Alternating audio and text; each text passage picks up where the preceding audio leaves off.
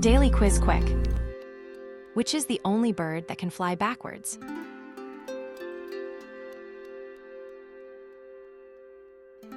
Hummingbird. What is a group of owls called?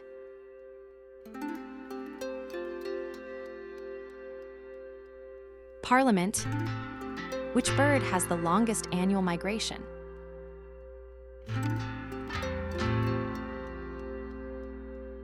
Arctic tern. Which bird is known for using sticks as tools?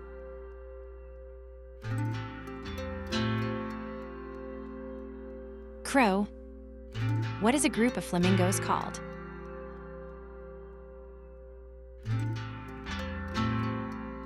Flamboyants. Like and subscribe for more.